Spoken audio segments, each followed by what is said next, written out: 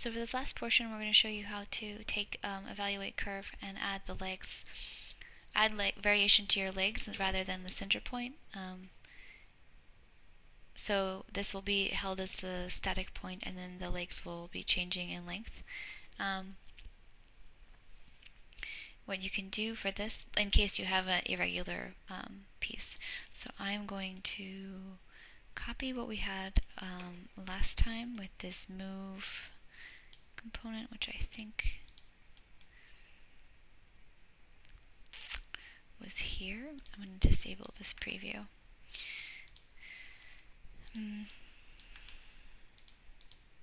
Yes, so we had worked through here, and then we had the component that we could change where it would move up and down. So to build off of this, just bring this over here.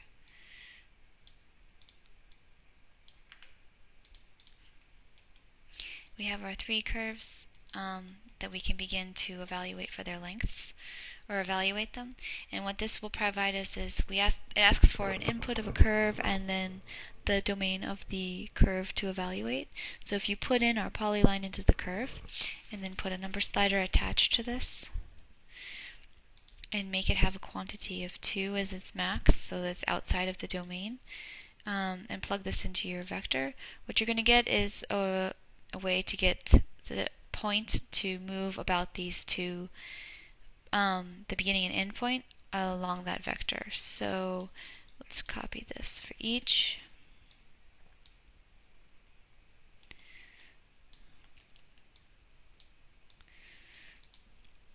And you'll notice with this last one that the point is in the opposite direction. And this happened to some of you guys in class, where if we take the domain of this, the curve begins at the opposite way. So a quick fix for this is just to make the minimum the same as our maximum, but negative. So now if we were to go down the negative direction, it's where we want all of our points to be. But it's not going to be linked up the same way. So to keep this simple, we're going to put these two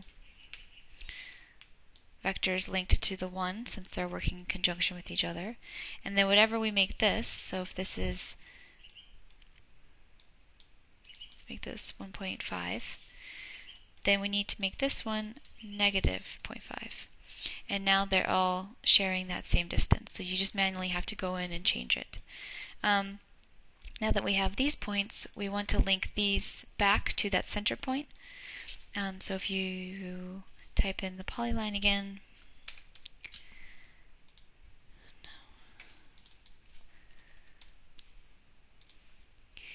we can use the points.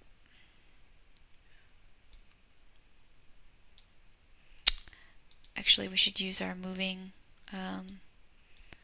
point so that we get some extra movement going on. So select that G for your geometry that was translated, and this point.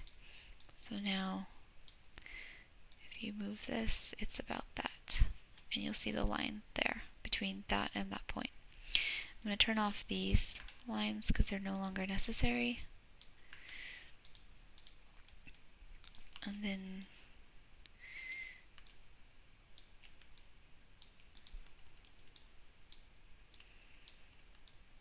so now we have 3 new lines that we can control about the vector of our legs. So now to link these guys back up,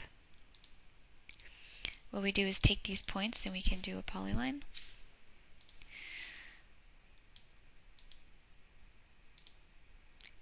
And link them to this so that we have our closed portion, and then make the boolean true so that it's closed completely.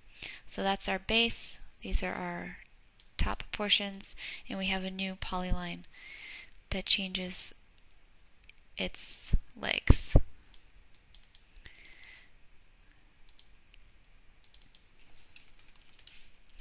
So now the trick is to create the rotate 3D based off of this new base that we have, which is pretty simple. You use the point on curve. It's the same steps we did before. And now you'll see the point that runs all the way around our base. What we want to do is then pull up the Rotate 3D, and then take our geometries, which is all of this. We're going to put this into a geometry component.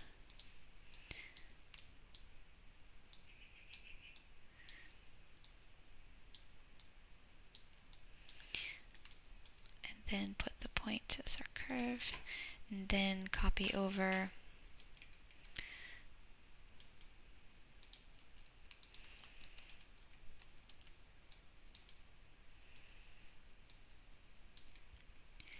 our angle.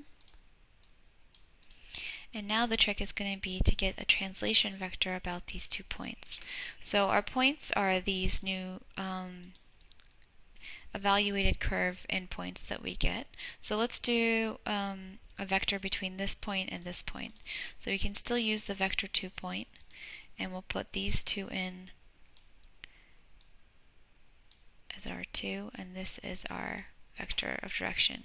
Now if you play with this, what's going to happen is if you select a point on the curve that is on the opposite side of your vector, it's going to move it about that curve, because this is all linked as one bottom curve instead of the first one we had were just a 2-point line. So make sure that your point that you have, this point and then this curve, are all within the same line series, so that when you rotate this, the rotation is in the direction that you want. To minimize what's going on, because we have a lot of redundancy, turn this off, turn this off,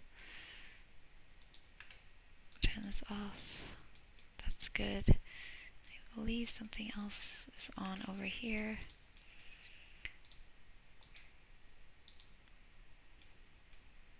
Oh, our initial points are on.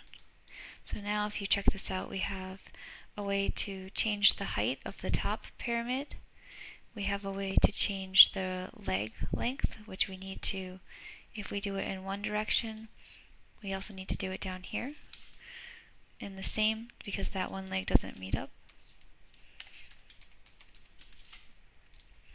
If it's equilateral for yourself. And then we also have a way to play with the degree of angle within our component. So then the next challenge for you is to orient this kind of wireframe on each side, and so that you have your module working with at least 2 to 3 constraints of either rotation, height, or scale.